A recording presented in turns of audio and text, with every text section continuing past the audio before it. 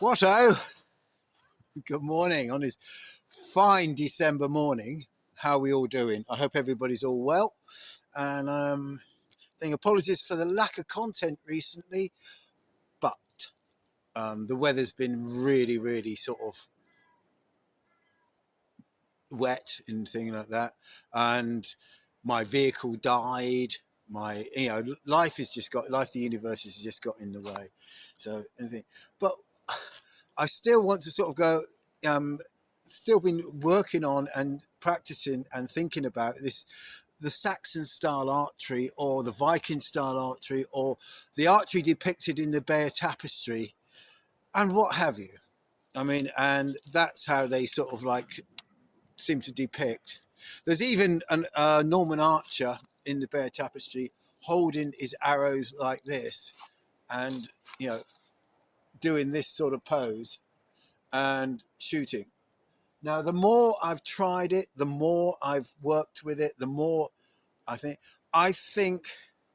that the people who were making the Bear Tapestry hadn't really seen too much archery up close or something like that.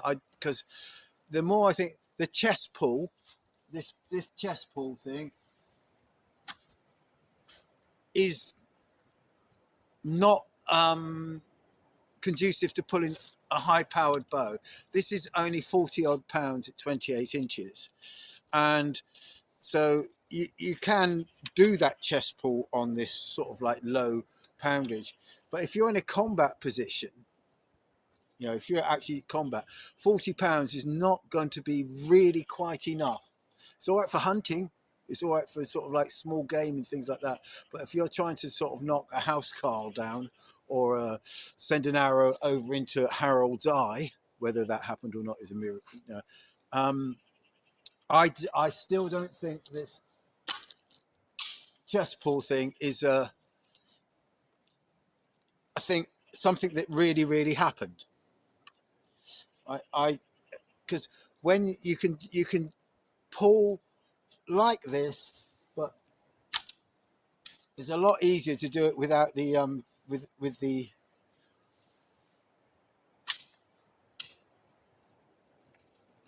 when you raise it up, so you can engage your shoulder muscles and everything like that. But I do feel that one thing I have done in experimentation with this is actually handed this bow and an arrow to people who didn't do archery. They weren't archers, and I didn't give them any instruction on how to pull a bow. And to a man, they have gone on what I call the outside of the bow. They loaded their arrow up on the outside of the bow, and they've grabbed it like that, and they've gone like this to pull it, and away they've gone. So it seems to be, it's almost like the instinctive way of holding an arrow onto the bow. Now the thumb draw is not the thumb draw, the pinch grip. Excuse me, I keep getting these two. I can the thumb draw. Physically, my fingers get all confused with doing that. So I'm doing a pinch grip now.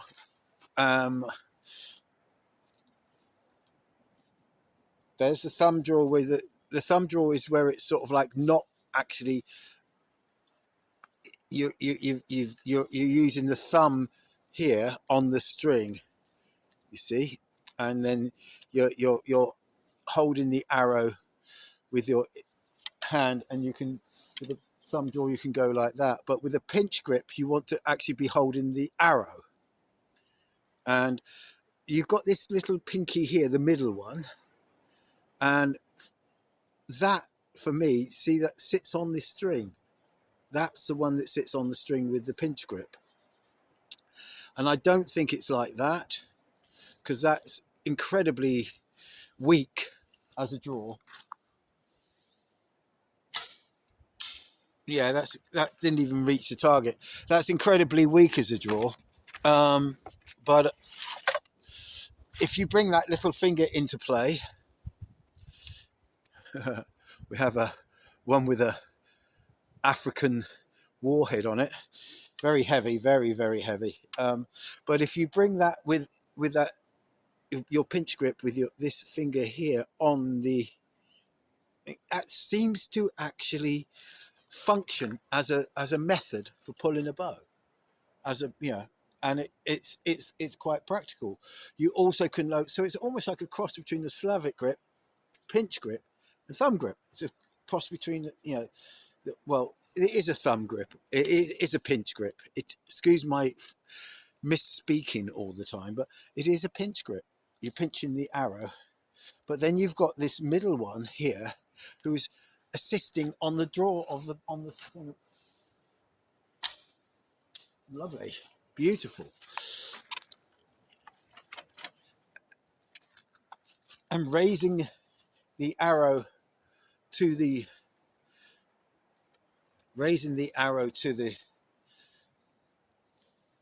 that sort of like measure there, as opposed to down here, gives you the ability to draw a lot more weight.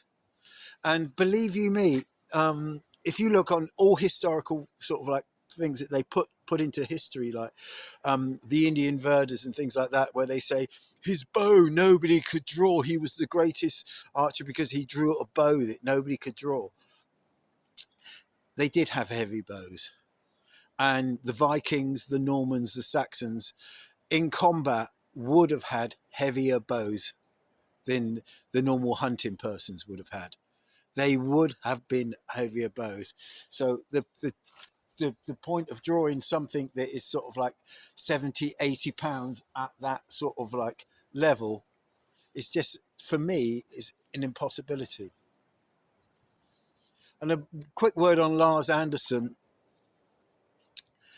Not many people talk about Lars Anderson and his archery and everything like that, but I would like one thing I would like to say about Lars Anderson is he's a 1 in a million, probably 1 in several billion.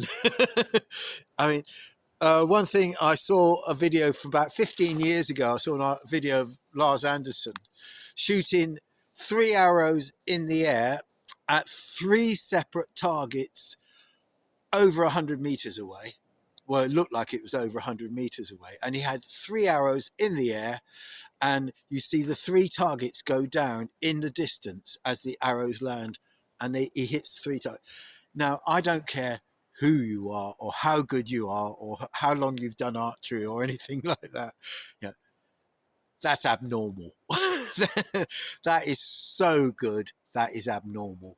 And I think, a lot of people there, I think there's a lot of jealousy that his level of archery and his level of skill is just beyond, is just out there. And I think he's 1 in a generation. He's 1 in a generation. And Lars, if you're there, like, I'd love to meet you one day, matey.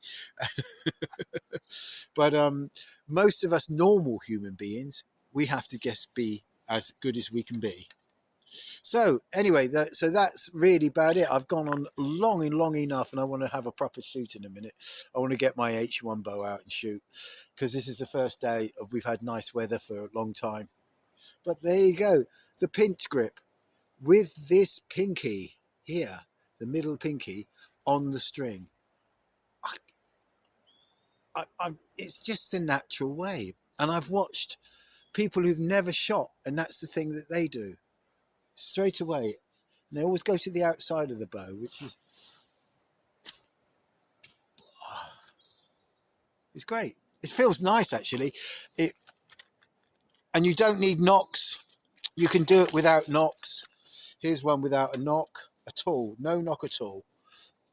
This has got no knock at all. This is a completely flat top.